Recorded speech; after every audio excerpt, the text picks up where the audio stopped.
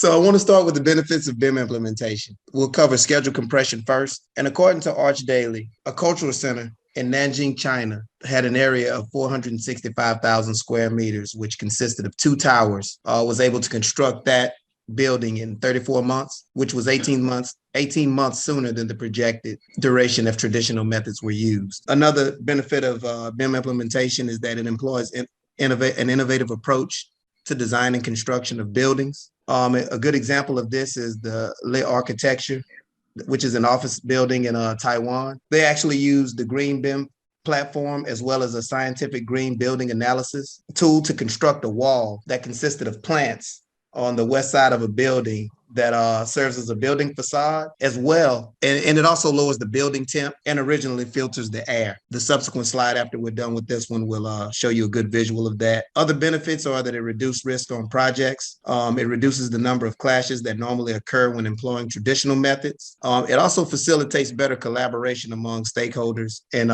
reduces rework. This is aided by a solid BIM implementation plan, accompanied by good visualization capabilities and digital prototyping, which all aid in the collaboration among stakeholders. It helps to facilitate that. And as you can see, this is the visual of that west wall, the architecture building.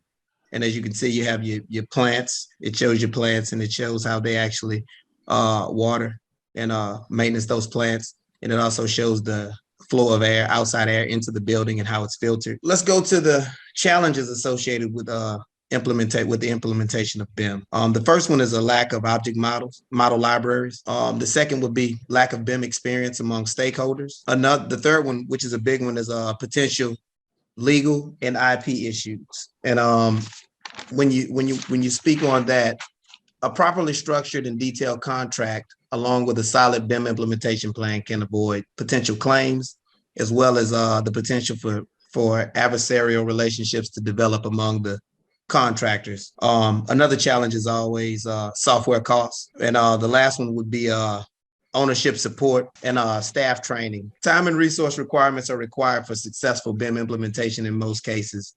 And there will be a learning curve that's always associated with these activities. A commitment is required from ownership and leadership, in order to implement BIM, and you have to be willing to stay the course and absorb the initial front-end cost associated with BIM implementation. The last thing we'll talk about is a mitigation plan. Implementation of a BIM execution plan is a good mitigation plan, and is what we plan to use for our project of the data center. Implementation of a BIM execution plan can clarify outcome deliverables, establish how BIM files are to be generated and managed, as well as documented and shared. They can establish roles and responsibilities within the BIM process, and they can also develop a strategy for key deliverables among project stakeholders and also develop project milestones. So to summarize it, leveraging BIM will enhance communication, facilitate collaboration, it'll save time, and it'll add a level of transparency among stakeholders, among the contractors through data sharing.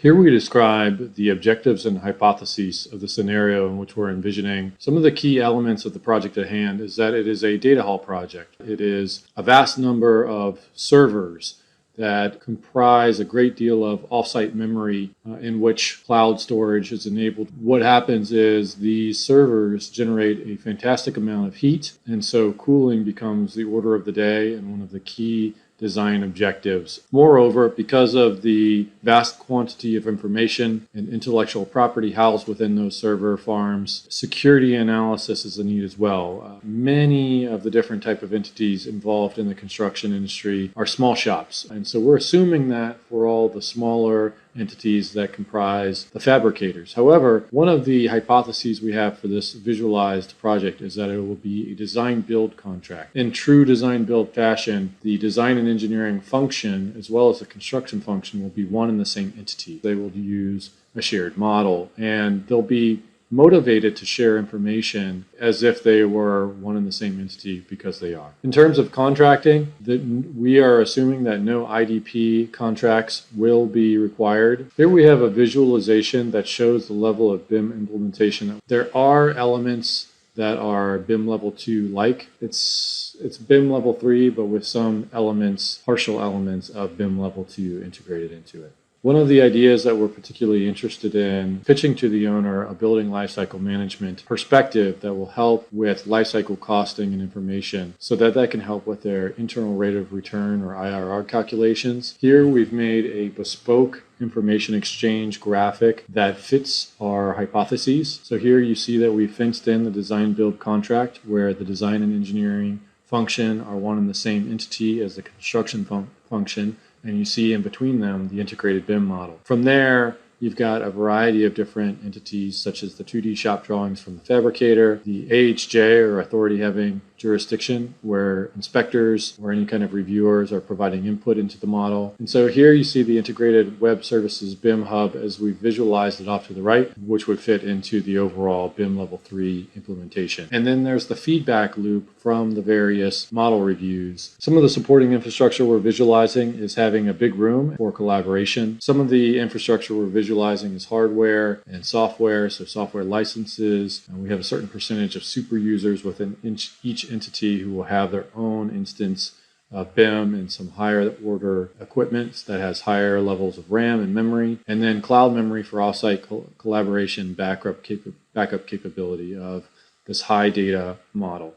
There'll be some prototyping and models and mock-ups, and also augmented reality. We'll have BIM capable tablets for the field. Will be intrinsically safe and rugged, and the construction site will enjoy Wi-Fi coverage. I was able to secure an interview with the virtual design and construction regional manager for the Midwest for Turner Construction. This gentleman in particular has 12 years of VDC experience and experience in BIM. And so some of the things that he expressed as a reaction to our BIM implementation plan was, first of all, that the industry is generally averse to IDP agreements because from his perspective, the AIA IDP agreements favor those of designers and engineers because they're created by a design entity, the AIA, whereas consensus docs favor general contractors. For our literature review and our case studies, we started out with a review of the analysis by McGraw-Hill's Construction, where the market survey showed that a 300 to 500% return is expected on our BIM investment. Key outcomes are there are fewer RFIs, so will be less field coordination problems, be better communication, and it's also going to put companies in a better position to win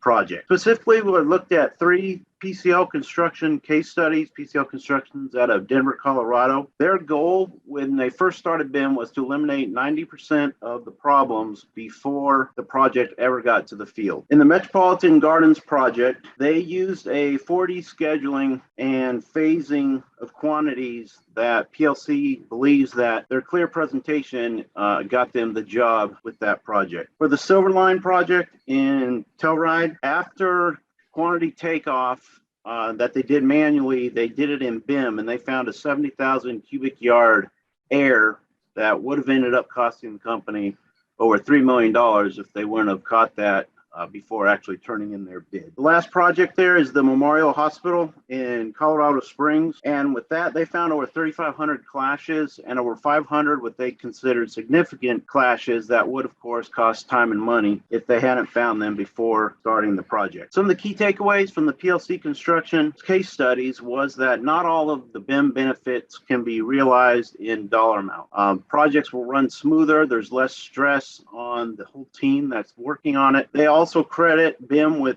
winning more bids. They also allow for a more aggressive bid because they understand what problems are going to be there, and most of those are solved before the field work even begins. Another key benefit of BIM that came out from the case studies is under risk management. During the design phase, a lot of your errors for construction happen with last-minute design changes, and those can be taken care of through BIM. So research shows that BIM is very useful for larger projects over 100 million, which is what we're shooting for. So this directly applies to our data hall. The application of the case studies that we've looked at is that the data centers, it's vital for us to get that data center built as quickly as we can and get it to market for the owner. And BIM has been proven to save time through that process. Next, we're going to use BIM to our advantage to win the project because we're going to have we're going to have better scheduled project proposals. And we're also going to have more confidence in our bid number and our bid so that we can be more aggressive when we're turning in and pricing this out. Lastly, we're going to use BIM to exceed our aggressive schedule that we set up. It's going to save costs